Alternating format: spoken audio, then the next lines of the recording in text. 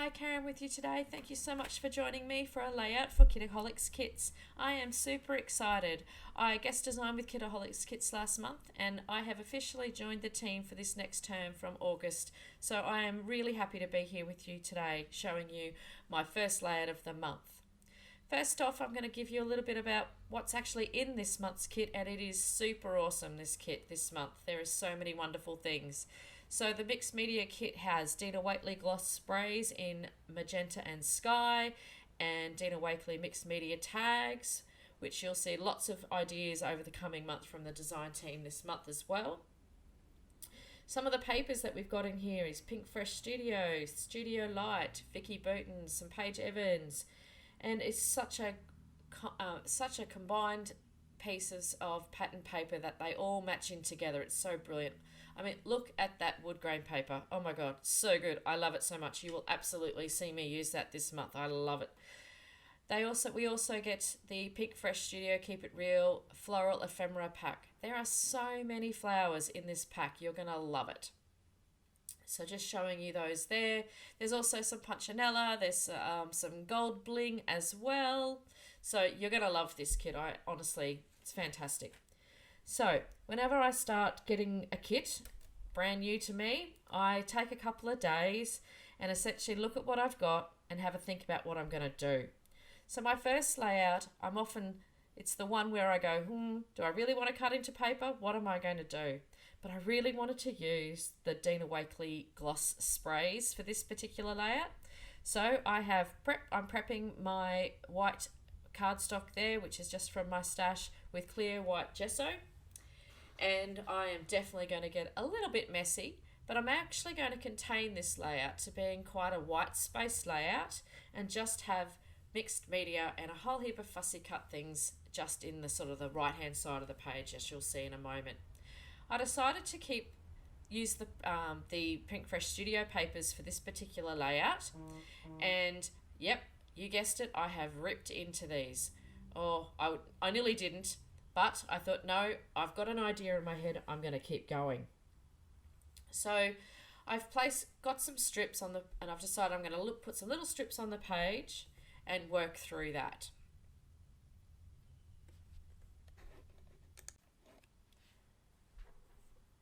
I've also grabbed out the Pink Fresh Studio stickers, which I didn't mention at the beginning. So we received these as well as part of this month's kit. And I was focusing on the tealy, bluey sort of colours. So I've picked a few things that I've just stuck down onto some white cardstock because I want to be able to move it around the page. So just creating them to become their own ephemera pieces effectively. So I wasn't too sure what I was going to title this particular layout. It is actually a photo of me. I just wasn't sure, and I wasn't sure how I was going to do some of the ephemera around the page. So I've just placed all that there, and I fussy cut those out to make them into ephemera pieces. Now with the gloss spray, what I've done here is just use the packaging technique. So I sprayed some of the spray onto a piece of plastic from an ephemera pack that I keep a whole pile of them at my desk, and added a little bit of water and then squished it across the page. So you did see there that I have used my heat gun over the top. I was in a bit of I want to get this layout done. I don't have a lot of patience for when it's wet. I love mixed media, but I don't have a lot of patience. I would recommend though, if you are going to use and you've got some time, don't use a heat gun on the acrylic gloss spray. It can bubble a little bit because it is acrylic paint. So I didn't have too much of a problem with mine, but that's just a little bit of a hint there. Just if you think it looks a bit off, that's because the acrylic gloss paint is part of that. But I trudged on.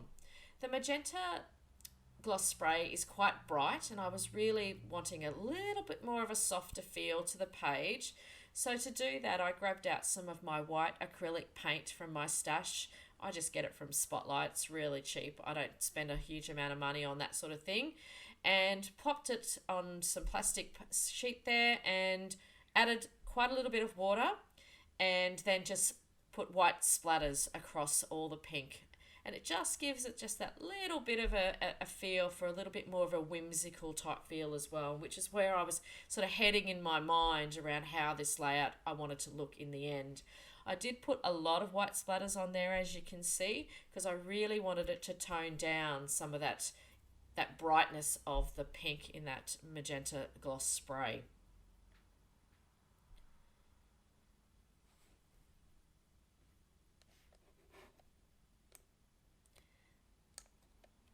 So I had decided that I would do a photo of myself, like I said before. I think I might have mentioned last month, I've given myself a little bit of a goal this year that I want to scrap more of me. And it's whether they're photos of me from the past or they're photos of this year, I'm playing that by ear. This particular photo was taken this year, a couple of weeks ago, and I thought I was just sitting in the park enjoying the winter's day actually, and I thought, I'll just snap a selfie of myself because I really don't do that a lot unless I've got someone else with me. And I'm determined to do that a little bit more this year. So it's making me honest, and I am continuing on that path this year. So I wanted to give a little bit of depth and also give a little bit more of that subtle to get that white over the pink as well.